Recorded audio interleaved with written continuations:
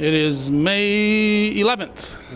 I have to put my calendar in my head and figure out where I was yesterday, then I know what I did yesterday, so I know what day it is today. May 11th, 2016, and we're at the North Country Golf Club. And I had an email a week or two ago from Celine Paquette, who is, I don't know what her official member of the board. Member of the board. Member of the board of the Hudson Headwaters Health Network. And she said that a fellow named John, is it Ruggie? Is that how Ruggie. Ruggie. Okay, as in rugged, right? Well, sometimes, on good days. Is it Dr. John? It is. Dr. John Ruggie was going to be here, and the email led me to believe that you were a founding father for the Hudson Headwaters Health Network. Well, a long time ago, in 1974, I was finishing a book on canoeing in a farmhouse 15 miles away from the town of Chester. And that summer, 3 physicians had been practicing. 2 left by retirement, age 65, and expected, married to one another. The third was a youngish physician, intending to stay a long time until that summer, when he moved off to Cape Cod with his new receptionist. No names we mentioned in this story. And the town scrambled trying to find a physician looking at doing solo practice in a small Adirondack town. Had no success, and came to Glens Falls Hospital as the nearest facility asking for help, and they thought they could throw up a clinic as a short-term endeavor to try to piece things together until the real doctors came. At the very time that I was looking for work in the ER, which there was no opening, so I found myself in the town of Chester with 4 physician assistants for the short haul, a 6-month plan to tide everybody over. And 41 years later, the plan didn't work. It still isn't working. And what transpired was that all the surrounding towns began losing their physicians too. And as they did, there was no choice but to try to help by opening new centers, only to find the hospital couldn't really afford to sustain this. Lots of poor people, lots of people on Medicaid, and no way in a small remote town is it possible to say, no, go somewhere else. There's no place else to go. So by accident, we found there was a federal program, a grant program for something called community health centers.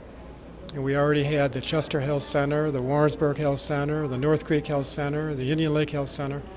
So we applied for a grant, and to that end, we're required to have a new board of directors, form a new separate entity, which we did, hoping this would work out. And the health center program nationwide has grown, and we've grown with it. And so about 5 years ago, I received a call from a prominent local citizen in Champlain saying that health services were in jeopardy, and maybe somehow Hudson Headwaters could be of help. By that time, we had 15 health centers farther south.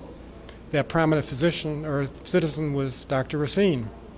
And so we talked, and it turned out he had one more grant opportunity to start a new facility here, knowing initially it would be the same facility, but one that is way too small for what we think this community needs. So we've been very fortunate in the last year and a half of finding one source of help after another.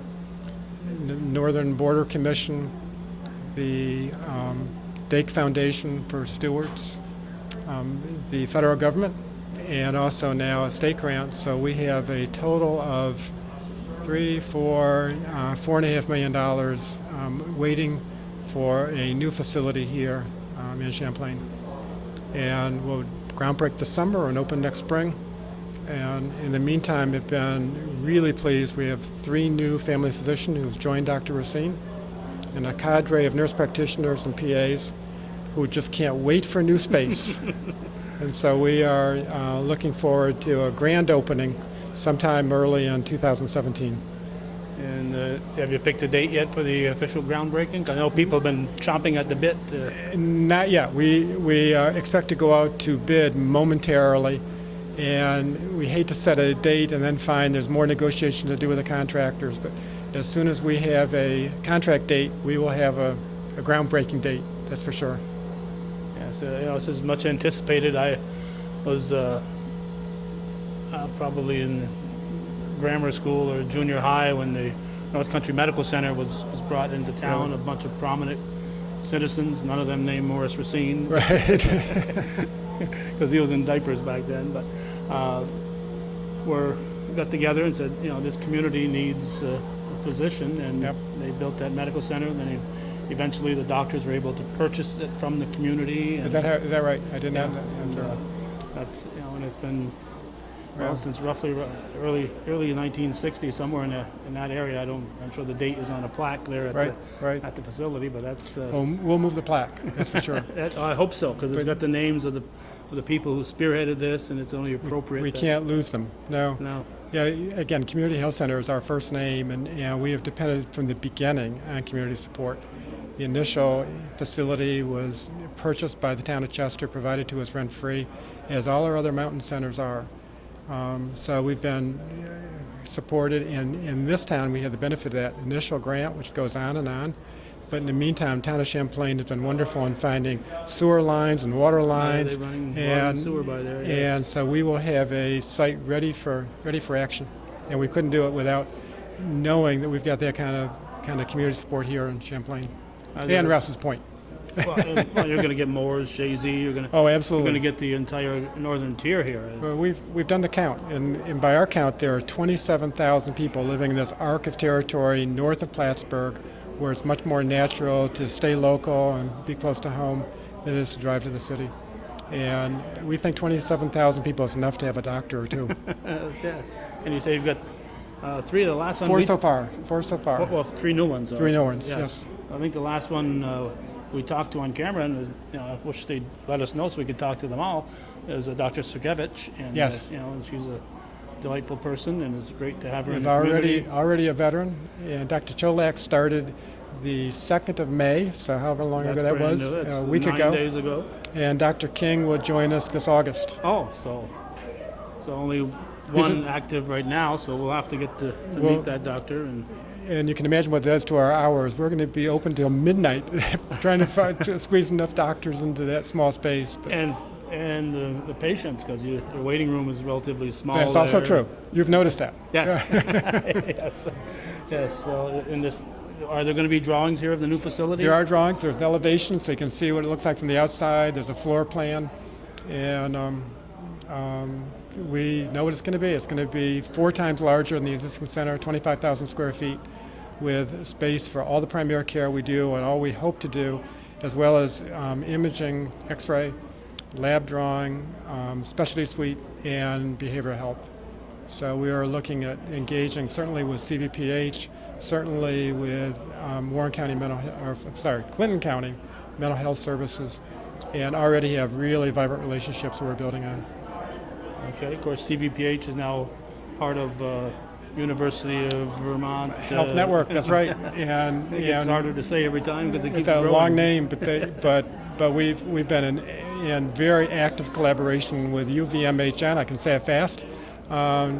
For more than a year now, and they too we think are real partners, and we'll be here tonight. Okay. Now, so you're the founder. You still have to answer to the board, although I'm sure that they don't argue with you too much. Well, we have a great board, so I'm alert to all their questions. Yeah. Now, how will the local facility run? Will there be one person that's kind of overseeing it, or Well, how's that? Yeah, our system for all our health centers is we have a lead physician, in this case Dr. Racine.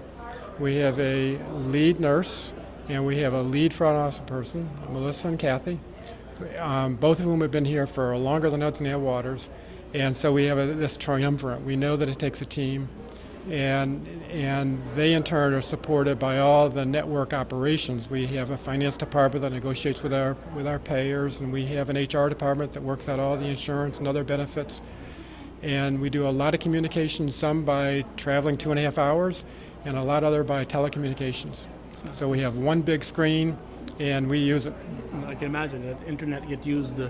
just like cable, just like you. Yeah. Yes, but you can talk to somebody. Two-way, back and forth. And this was a bit of an experiment for us. I mean, we had our fingers crossed that this kind of distance, we could provide the kind of support that the local people would need, and they would feel this special combination of being independent, being free to move, at the same time, as I say, supported by an organization that now has 750 people and 180 providers and almost 100 physicians, and breaking it up so we're not, and this is not a factory. We're in small offices scattered through the little towns, and I think everybody in this organization understands the role they play and how important they are, and that's what we count on.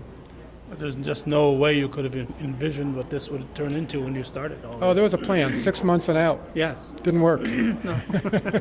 Are you glad it didn't work? I'm pleased to be here. Yeah, there's a lot to be grateful for, and that starts with the patients and their friends and their neighbors, who then become patients and are there for us in every way, whether it's meeting with our state legislators or our congressperson, or any time that we need support, we've had it. It means everything. Now, in the news, occasionally you see that such and such an entity is no longer wanting to deal with Medicaid or Medicare. That's not you guys. You guys That's are. I mean, actually, as a now a federally qualified health center, the new technical name, new as of 25 years ago, we are required to do what we want to do, and that is to maintain the federal support we have, which does continue. We have an obligation to have a board of directors who oversees. That board has to be more than half composed of our patients, who are active as our patients. We have to see everybody regardless of ability to pay, regardless of insurance status. We are required to offer a sliding fee discount for people who have either no insurance or big co-pays that they can't afford as a family. And that's exactly what I went to medical school for. And again, the support of this program on the federal side makes it possible. It's not just an ideal. We live it out every day. Oh, great. Now, your nearest, going south, where's your nearest? Is Well, I on the guess other side of depends. the We're Adirondacks, we're is it? in Or in the Mariah. Adirondacks? We're in Mariah. Are you? Okay. So we're on the other side of the high peaks, and as I think we'll hear later, we have a relationship with both CVPH and UVMHN, University of Vermont Health Network, and so in the same time that we received $2.9 million for this center, CVPH received a $3.6 million grant, are about to build a new health center in Plattsburgh, and the plan is for Hudson Headwaters to be the operator of that facility too. Breaking news So here. we will be working together, not independently, but in collaboration with both our local communities and with the local hospital and the whole health system that supports them as well. And talk about you not being able to envision this, that original panel that got together and created that North Country Medical Center back in, started in the 50s and then came to fruition in the early 60s. I'm certain they would only have dreamt of something like this, because it came directly from the era of the old country doctor that came to your house. That's right. So We put a pine cone in the ground and it turns into a 100-foot tree, and you didn't expect it, but it's one thing after the next and one season after the next, and with good fortune and, as I say, enormous support. I mean, we've had times when we've had providers who've been exhausted and wonder about leaving, and I remember calling for community dinners to celebrate them, and they come back and say, "How can we leave?" So it's that kind of spirit that makes it possible to keep going. okay, I know you. We never had to do that with Dr. Racine. He's here for good. Yeah, he's here. He's going to stay here. That's good. He's a local boy. Well, I'm sure there are people waiting to greet you here. Yeah, so we'll all let set. you go. So Well, thank you very much. Appreciate Nice you to chatting see you, with us. Calvin. Thank you. Yeah, all right, thank you. Okay, that's Dr. John Ruggie, and he's going to get out there and meet and greet some of the folks that are arriving here, and we certainly don't want to take all of his time here. He's got a lot of people that he wants to meet, and a lot of prominent community members are here to meet him. And this will be a little bouncy as we transition from one picture to the other, but this is an artist's rendition. And here's another view. And here's an inside view of what that facility will look like. You will walk in, there will be a reception area, place to check in, and look at all the exam rooms.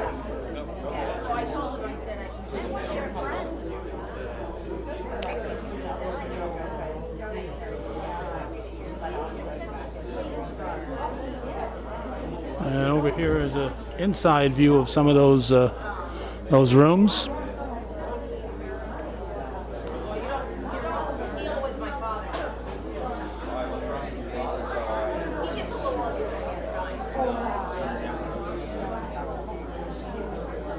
And this will all be open to the public a year from now, in the spring of 2017. So once construction begins in the summer of 2016, construction will be moving along quite rapidly. And this is the view of the facilities that they currently have. As far south as Fort Edward and Corinth, and back up toward the Glens Falls, the Queensbury area, into Warrensburg and Whitehall and Chestertown, and North Creek, Indian Lake, Schroon Lake, Ticonderoga, Mariah, and the distance-wise, we're way up here in the northern tier.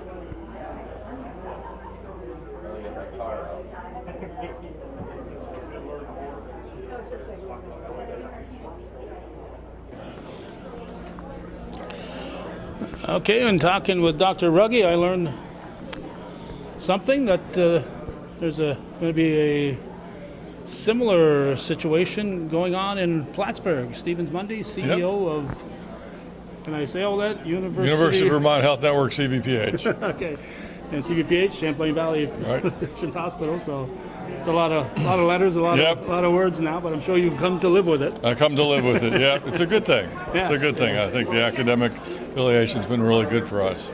And obviously, you're interested in what's happening up here in the northern tier too. Absolutely. Dr. Ruggie and I talked about the opportunity up here many years ago, and made a connection with Dr. Racine, and it's just been a wonderful thing from there. And they've grown. They've added physicians. They have a really good ability to recruit, and now they're going to have a new building and grow some more. Yes, and it's a beautiful building. It just, it's amazing. But he told me that you're looking to put up a facility similar. Right. We got a grant. We have a lot of matching funds that the hospital will provide, and then we'll lease the space to Hudson Headwaters, and we'll be in town, and we're really excited about that. I think it'll be a great service for our community. It's as was mentioned with Dr. Ruggie. I won't say Ruggie.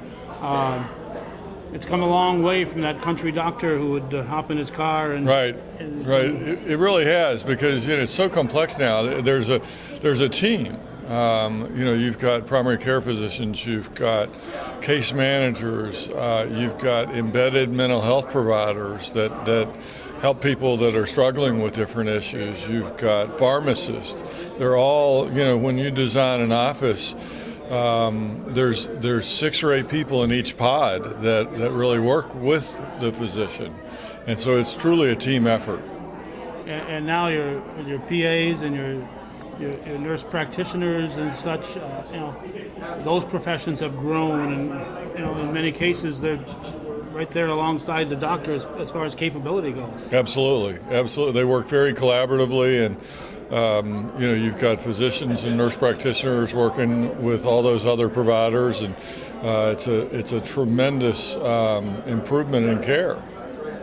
Yes, and there's so many people that are alive right now that probably wouldn't be here to talk about it if it weren't for the care that we receive in this area. My own family, a year ago, my wife had a heart attack, and Corey Thompson, who was here, and 3 other EMTs showed up at our door, started right away with the life-saving procedure. We got there, and Dr. Guerin's office was right there, and then we went over to Vermont and did the operation a day and a half later. But 20 years ago, 30 years ago, she probably wouldn't be right. here right now. That's right. You know? And I hear that story all the time. And you have those stories about oncology and other services that, you know, we just have so many advances here. And truly the strength comes in collaboration and getting these entities to get past whatever old history there is. And, you know, we're all victims of that at times. We kind of get mired in territoriality and history and this wrong or that wrong. And I look at the recent awards that the state made for district capital. And if you look across Clinton, Essex, and Franklin County, every single award went to adding new services. And they particularly called out our region as to the level of collaboration between the different providers, that it's more than just lip service, we're truly doing it. And today I was talking with someone who is a healthcare provider, manager, and travels all over the state. And she said, you know, I go to these other towns and some of them give it lip service, some of them can't even do that they can't get along with their competitors. And I come here and it's truly different. And, you know, that just made me feel so good about what we've been able to accomplish and that's really, I'm convinced that's the only way we address the big challenges that we have in front of us.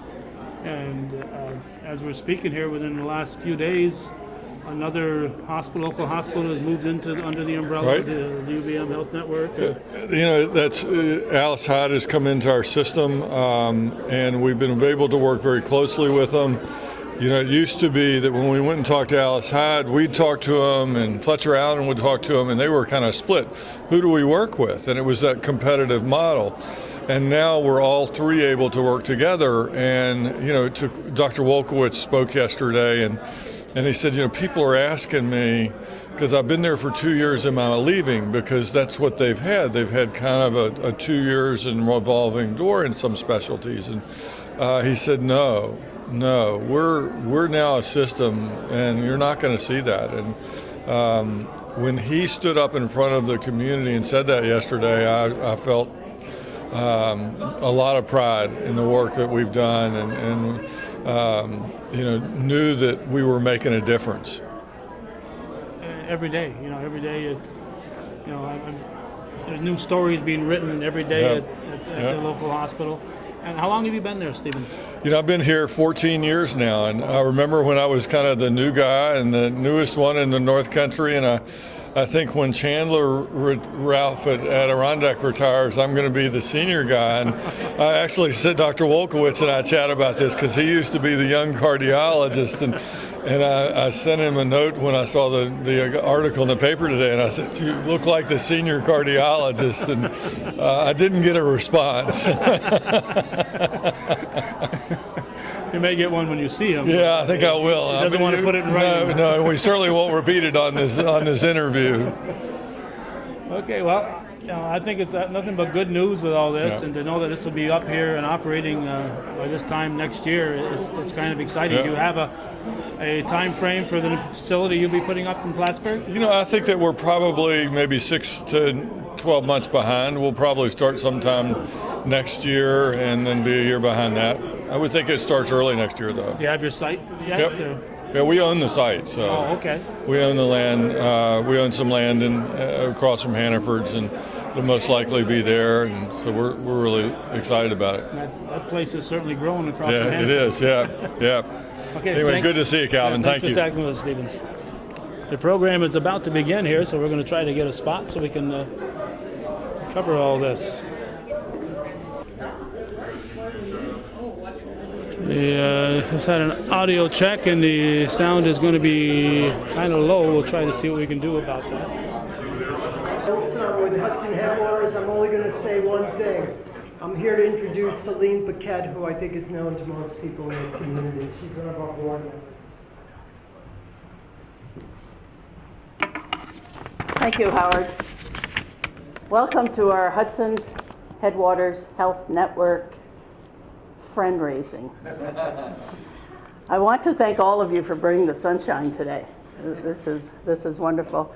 I hope you enjoyed your time meeting with old friends and not so old friends and making new friends.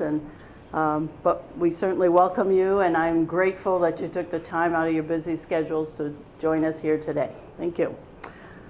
As Howard said, I'm Celine Paquette. I'm a member of the Board of Trustees of the Hudson Headwaters Health Network.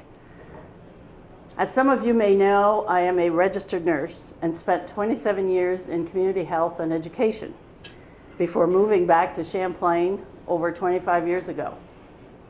That's not right, I'm not that old. The numbers don't add up. Anyway, when I heard that our local North Country Medical Center, as we were known one time, was becoming part of this wonderful health network, I was very excited. Even though I had become engaged in a different line of work, I have always retained my passion and interest in the promotion of health through education and preventive services. I was so very pleased when I was asked to represent our community on this board. The Hudson Headwaters Health Network has 17 health centers, including Champlain. Champlain is the only one in Clinton County. Each health center has a person representing them on the board. It's a very busy board. We meet monthly.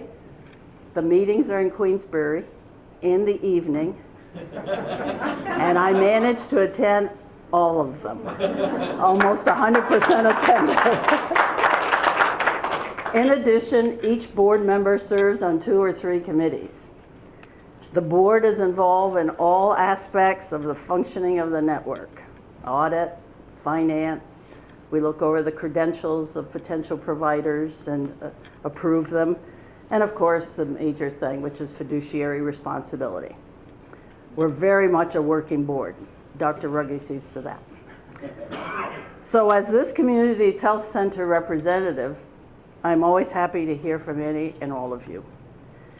Tonight you will hear from our CEO, Dr. John Ruggie. Dr. Ruggie started this network many years ago, and his work is considered the gold standard for federally qualified health centers in the United States. He is a pioneer that everyone turns to or points to for his success stories. We are so fortunate to have been considered and approved to be part of this network. At this time, I don't want to go into the details because there are folks much more knowledgeable and experienced than I who will speak tonight and explain the network. And I hope you enjoyed all the slides, and you'll see there's our future health center come right on that slide right there.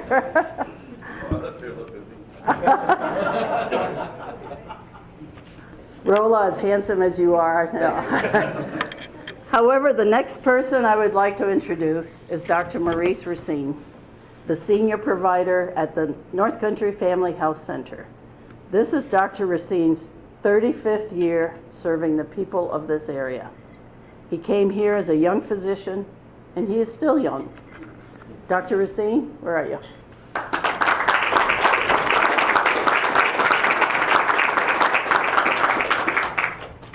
Thank you, Celine. Celine's also my first cousin. As Celine said, I've been here 35 years. I have to say it's been a humbling experience, and I've been fortunate to be here. I've learned a lot here.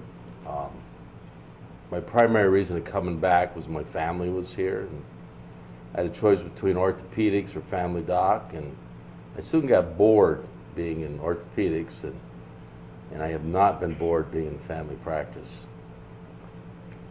6 years, 5 months, and 11 days ago, I gave up my hospital privileges to focus on I wasn't able to be able to do both the hospital and the practice. And the second thing I did was give Dr. Runge a call. And we were fortunate. And my practice was mostly Fidelis, Medicare, people that are some private insurance, and mostly kind of dovetail with what Hudson Headwaters, but we did it with duct tape. And very blessed to have a number of the members of my practice are here. Closer? Yeah, I just don't want to make... And I've been very fortunate to have a lot of good talent, so that's helped a lot. Very lucky guy, that's all I can say, that to be able to fade into the sunset and see a lot of young people coming along to take it over. And it's sort of like having your kids, you know, when you sort of sit back and say, yep, they're doing okay, and don't have to worry about them anymore. Anyway, there's Dr. Runge.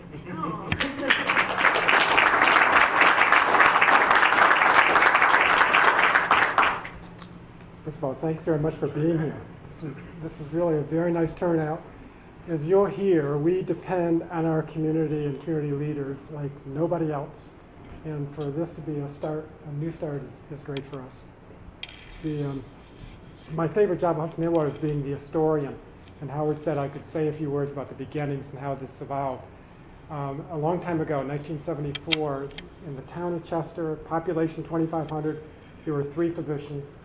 2 married to one another and planned to retire over many years, and they did that summer. And the other was a 42-year-old physician planning to stay a long time until he ran off with his receptionist. And the town was scrambling, looking for some new solo doctor to come in. I happened to be 15 miles away writing a canoe book, and I thought this would be the end of canoeing. And I had no interest in that, so the town went to our nearest hospital, Glens Falls. The very time I went looking for an ER job. And the town and the hospital figured out how to divide it up. The town purchased the home office of the 2 physicians retiring. The hospital hired me and 4 PAs to start service in this little town, and found it wasn't working so well. The hospital was losing money, more money than it could really afford to over time. And what then transpired was the next town down the line, Warrensburg, lost its last doctor that next year. And the hospital decided, well, we'll double down, we'll make it up in volume. And more problems, and then 2 more, North Creek and Indian Lake.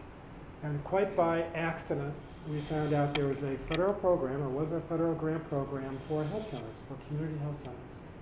And we applied. We had to demonstrate we were underserved, and we sure were, because all these other communities were losing the same generation of physicians due to retirement and illness and all the rest. Familiar story?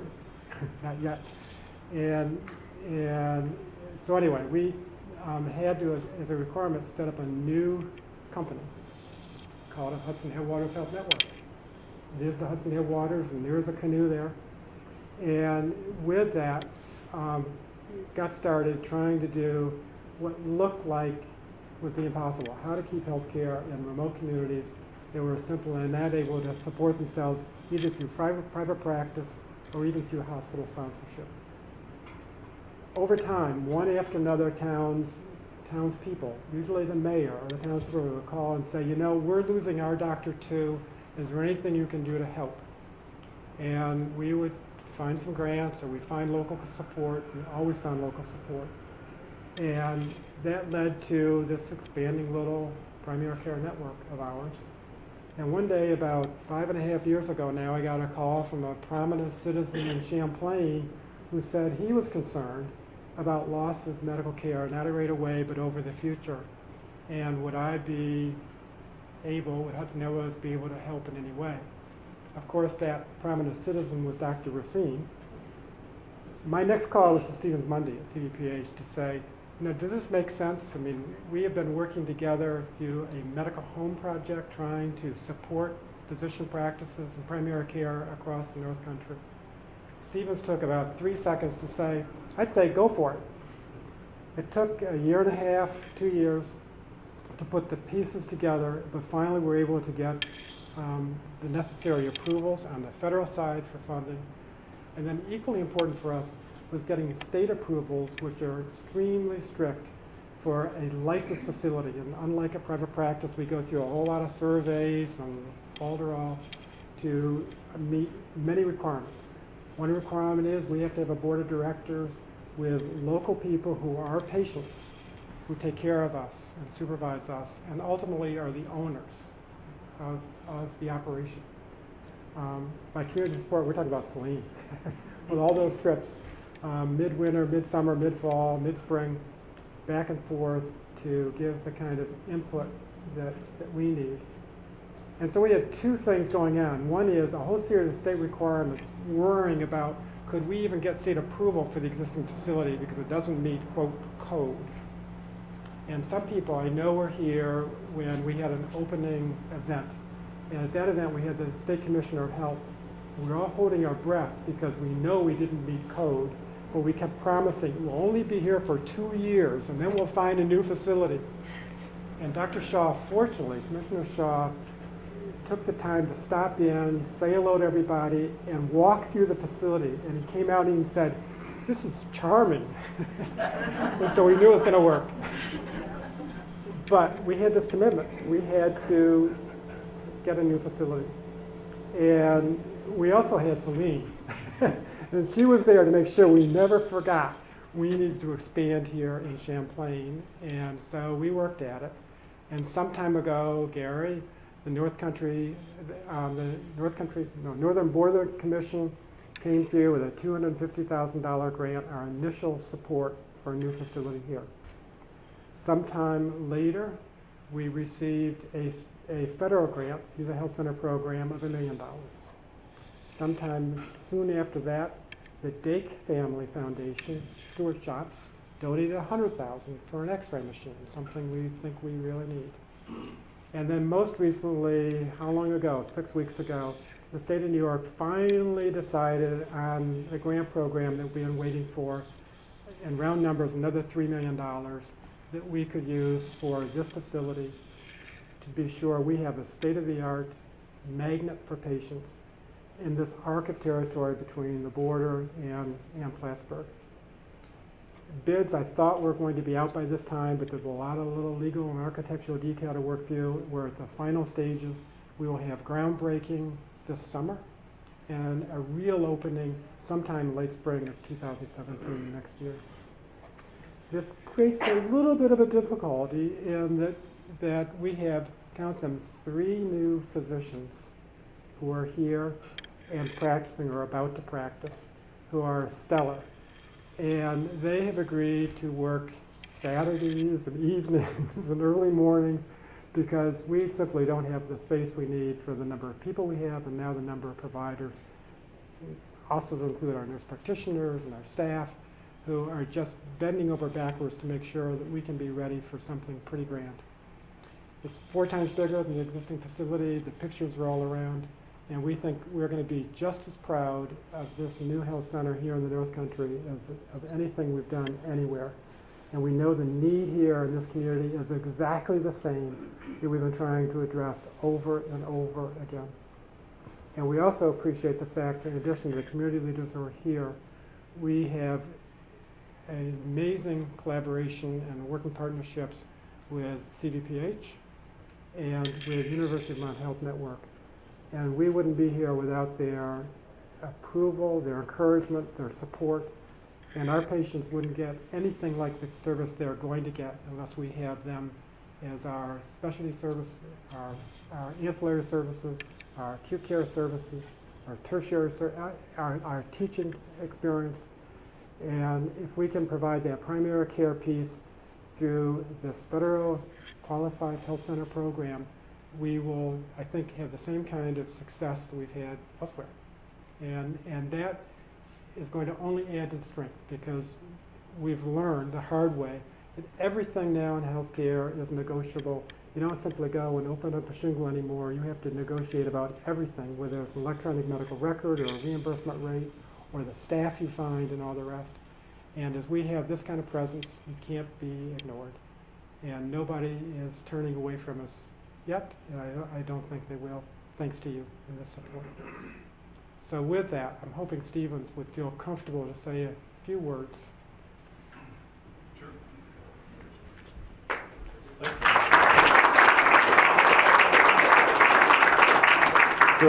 So 2 just quick things. John mentioned the success in recruitment and the growth in these communities, and we're experiencing similar growth in Plattsburgh. One of the things that is so exciting for us is to open a new family medicine residency. And you will have physicians coming to train in the North Country in collaboration with the University of Vermont Health Network, the medical school.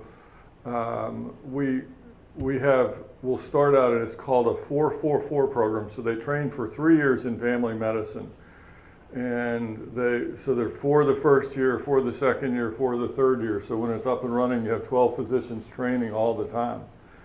And we had 4 slots in the start this summer. We had 1,500 applications for 4 spots. Their office was down the hall from me, and it was kind of sport for about a month, because when they first turned the applications on, and I was like, oh, well, if we get 100, we'll be really happy. And because we had no idea, this was new for us. And we had our partners with the network helping us with this. Dr. King was immediately assigned the number 2 in family medicine in Burlington, came across and was over in Plattsburgh almost every single day helping us set this up. And one day I walked by, and they had on the door every morning when you came in, they wrote the new number of how many applications they had. And it was 500, and I was just like blown away. And I remember seeing 700, and then I remember seeing 900, and then I saw it trip 1,000, and I was just completely in awe of what they had done. So from that 1,500, we invited 100 to interview. And of the 100 that we invited, 80 came. Now when they come, we pay their hotel and their food, but they pay their way to get here. So 100 people purchased airplane tickets and drove to Plattsburgh to find out if this is where they wanted to train. And from that 80, we ranked 60. And if you are a physician or you know a physician, match day, when you're going from medical school to residency, is your world. Your world turns on that notification. And match day occurred a couple months ago, and we unveiled it in Plattsburgh. And so of the 60, one of the competitive things, because we're all competitive, right, is how far down the list you go to match. For a resident, you rank 1 through however many you interviewed, and we rank however many residents. And we had a pool. We didn't have any money on it, but we should have. They would have taken all my money. And I think I had 54 or something like that. I picked a number because I really didn't know. And the highest or the lowest number that someone had was 20. And we were shocked that we matched at number 12. So our 4 residents are from the top 12 out of 1,500. That's really cool. And that's what will come here. The second thing, just to mention, so the grant that came here was part of an award that the state made, and the hospital got an award, Alice Hyde got an award, there were a number of different ones, and Gary Douglas, who I see here, put together a little map, a list of the projects.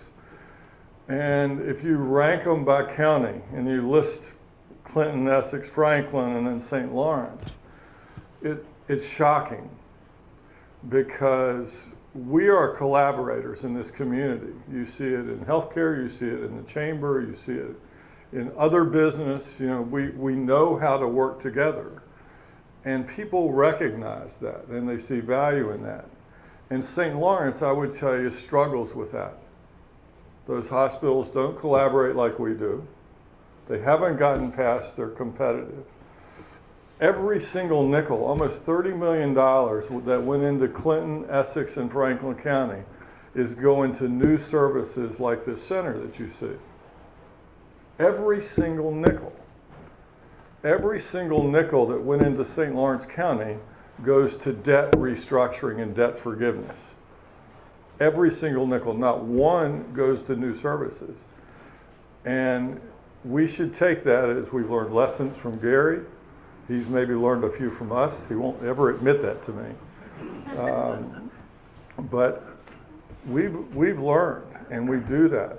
And I talked with the head of HCR, which is our home health agency that comes in here, and she says, you know, I go to Syracuse, and the hospitals do not even talk to each other. They can't sit in the same room. I go to other communities, and they do lip service to collaboration. It's different here. It's palpable. We know how to do it. She senses it. She says, you know, it's in your water here. And, you know, that's what you get out of this. So congratulations. Thank you for supporting that collaboration, because it's a give and take thing, right? You know, as you see at these board meetings. So that's what we do. Thank you.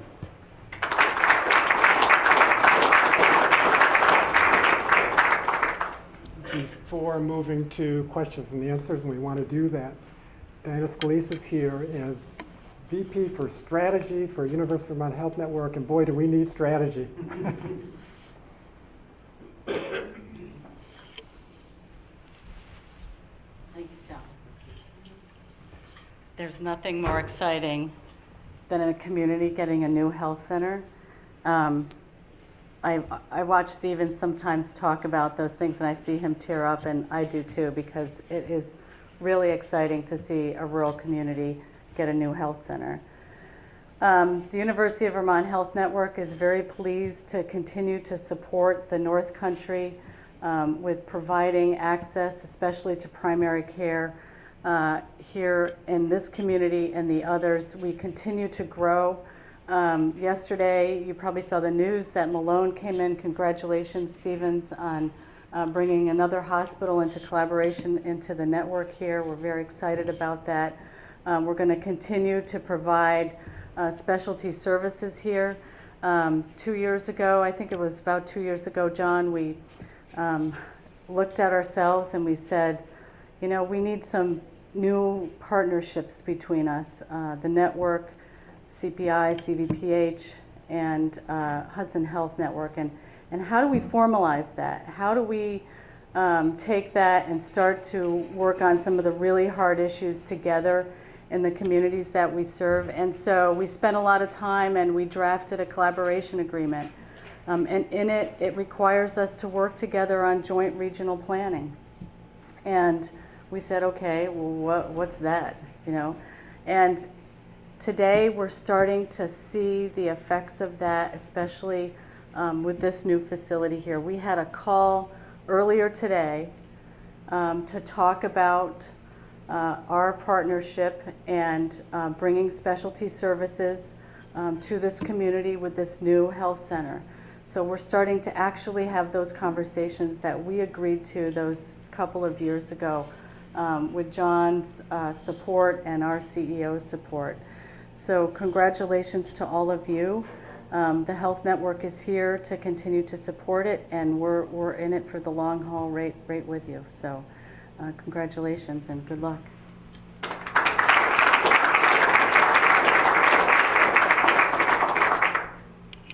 The floor is open. Any thoughts, questions, comments, or even criticisms? You know, this is the time we can change things. Nothing's built yet. John, in our discussion, remember we talked about I would love to see a clinic in Plattsburgh, a clinic in Peaceville, one in Dannemora, just like the ones that we have here. Yeah, you know, in general, you know, I see patients in Chester and Warrensburg, and we have big presence in Grand Falls, and we have a really nice working relationship with other people in private practice. And just to be clear, we're not trying to take away anybody's practice or supplant them or whatever. Our experience is that most physicians coming out training are looking for more security, are looking for not having to take on the debt when you practice their own. And also, many physicians either because they're getting close to retirement or because they were worn out. I think I talked about the electronic medical record, the insurance negotiation, the documentation, the surveys. We're choosing to join us, and we're glad to do that. So we're happy with that. And we do have plans on the drawing board, the discussions going now about a collaborative effort in Plattsburgh with CDPH, and we received $3.6 million in grant money, and Hudson Headwaters is looking at being there, being an operator. So we expect that Champlain and Plattsburgh are going to be two really key sites for us to work. And what we know is that finding physicians who want to spend some time in two centers can work. I spent 40 years dividing my clinical time between two nearby towns, our first two centers, Chester and Warrensburg. And I don't know how to leave either place because, you get the relationship with patients and the bonding that goes on and the fact that we've got variety even in that small room and everything. So we are open to invitations. If somebody calls and says, we got a community need, we always answer those calls.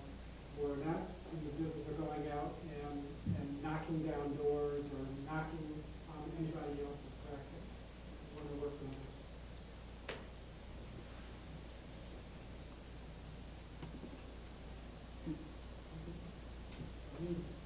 I'd like to introduce the providers we have here in Champlain. All right. In addition to Dr. Racine, who's our senior provider, we have Julie Steele-Goodwin, who's a physician's assistant.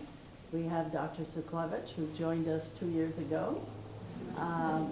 Marilyn McClure, nurse practitioner. Dr. Cholak, who just joined us this week, or last week, I'm not sure. Who wanted to say? Sarah Howell, who has been with us for a few years. And then our nurse manager, Melissa Gooley, and the office manager, Kathy.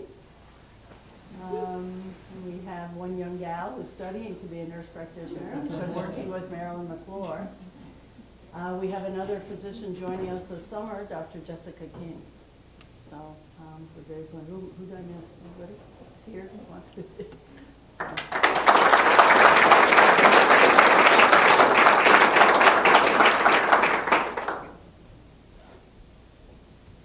Anything else? Anything we can miss? Gary, any questions? No. Again, it means a lot to know who we can go to for help, whether it's an ambulance ride or a sewer line. Strike any bells? Whether it's local businesses that are looking for help for their employees, whether it's new business operators who are looking to recruit people into the community. And one of the questions they seem to ask is, where can I find a doctor? What's the school system look like? And so we want to look forward to become part of the work and the weave of this community. And we can't do that without the kind of involvement you're showing here tonight. So this is very, very special to us. And again, moving ahead together. We'll be getting to know one another, that's for sure. And the next event will be groundbreaking sometime before Midsummer, I trust. And we're really going to work. Again, thank you very much.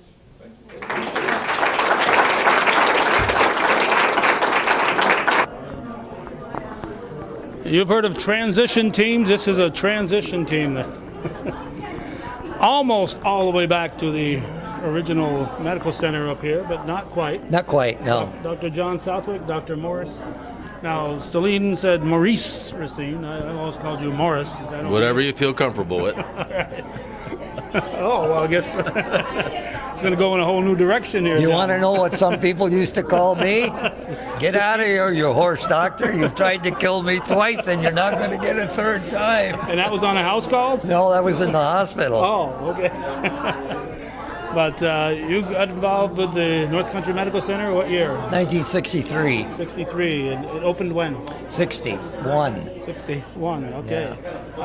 Actually, closer to Schulteis? 62. Yeah. Dr. Schulteis was the first one, then you Right. came and he left, and the rest is history. Yes. Yeah. You're a local boy, you're both local boys, or were boys at different times. There were times, yes. I still am. At heart. Yes. Well, you can ask my wife, and I still am too. Crawling around, falling, and, well, playing with whatever. your cars and Yeah. all those toys and stuff. And you went back as far as going to people's houses and stuff, making house calls. Sure, yes. Morris, did you ever have house calls? Some. Less as time goes on. You still? I mean, We will. Some of it really does. It's not very efficient. It's not a. No, It's not a. But there's some people that need it, but we pretty much try. We use a lot of public health nurse now, and they're our eyes and ears, and there's some very good nurses out there that'll call us and keep us up to date. And between public health and hospice, they really serve the community now, and and they get to know the family and the members, and then there's like probably your niece Emily Castine. Physical therapist.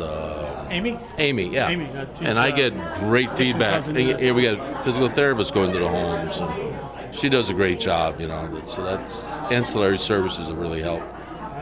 You'd know her better as Victor Castine's niece. Niece, yeah. Dr. Victor Castine's niece. And Victor and Jackie from the Pavilion's granddaughter, so. Right. And Jim's daughter.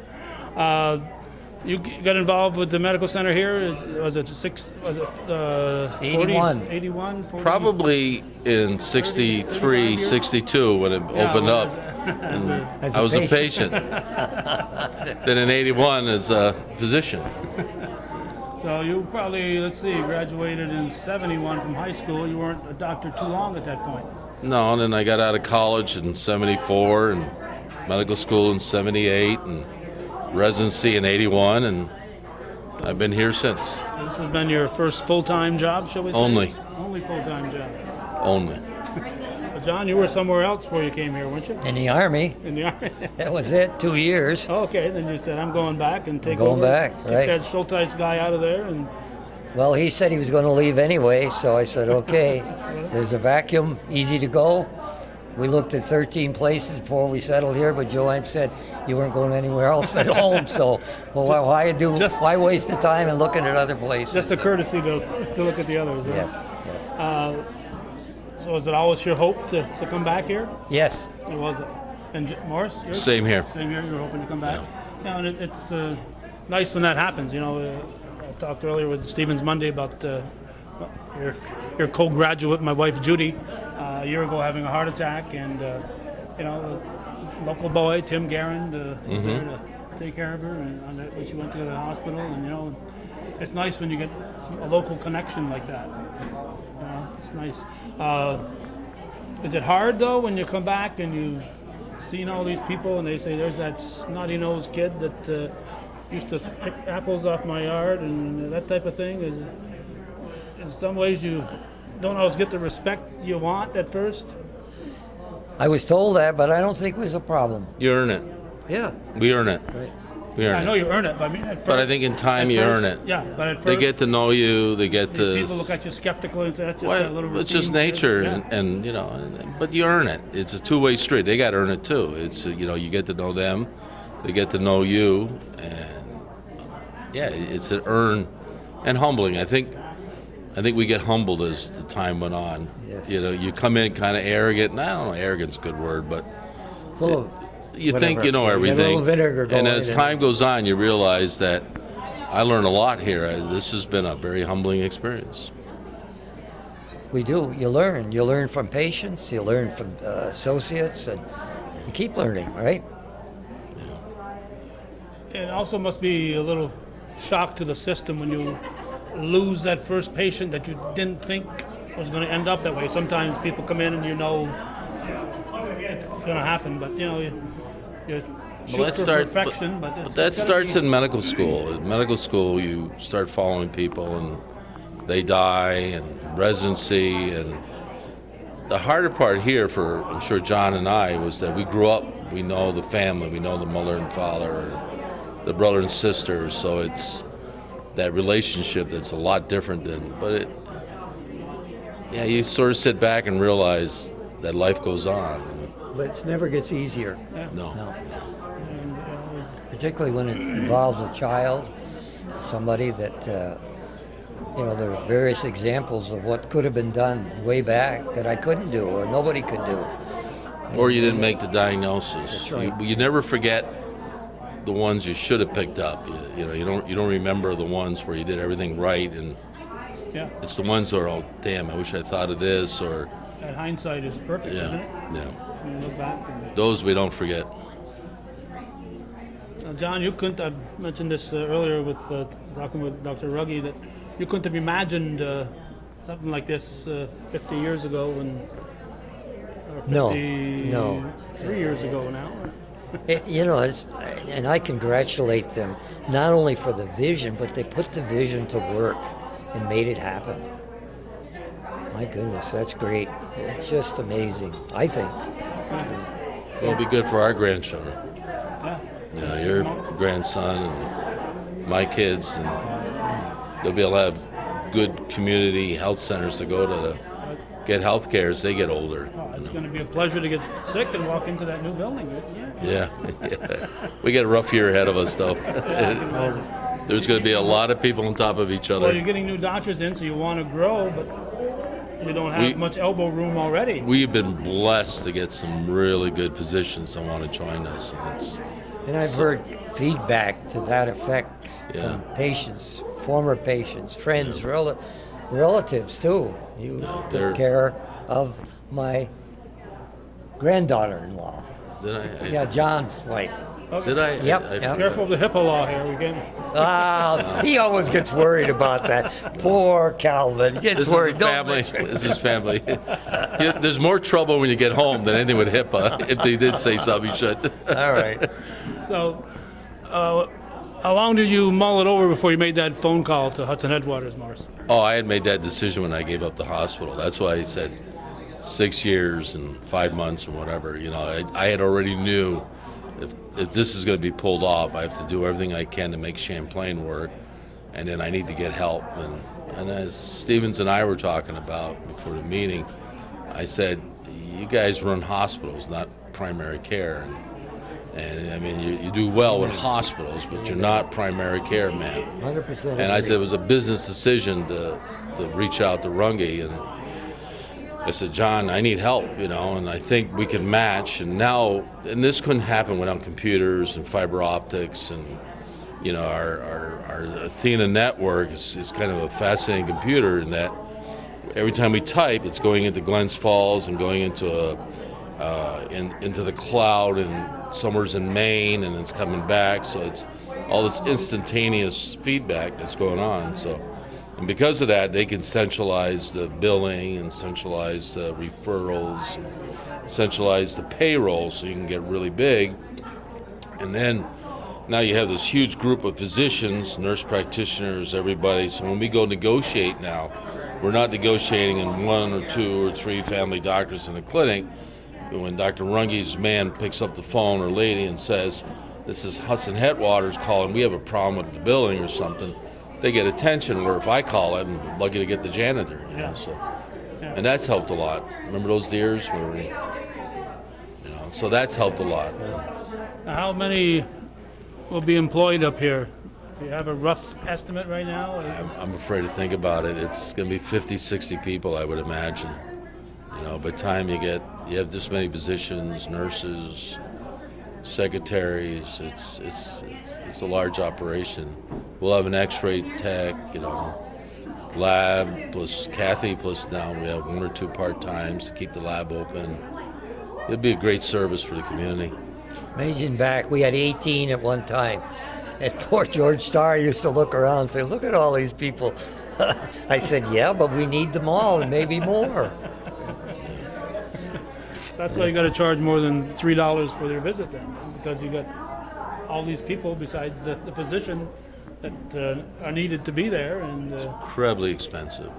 Regulations, the rules, everything they want you to do, it really drives the costs up. okay. Anything else, guys, that I should be smart enough to ask you? We're all lucky. Yeah, I agree. We're blessed that it you know, it came together the way it came. Yeah, great life. Nothing better. Okay, thank you very All right. much. Thank Yeah, thank you, John Calvin. Southwick and Dr. Morris Racine, and I'm going to shake doctors, both of their hands. Look at that. Wow. Mo. All right. Thank you very much.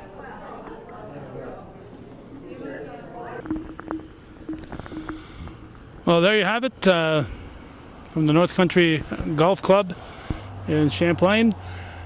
There were some more people that we would have liked to talk to, but a lot of people trying to visit with each other, and we didn't want to interrupt any more folks than we had to. So maybe we'll catch them at the next thing, and the next big event here is going to be the groundbreaking, and we're certainly all looking forward to that. In the meantime, thanks for watching. Viewer-supported local television, hometown cable TV, worthy of your support.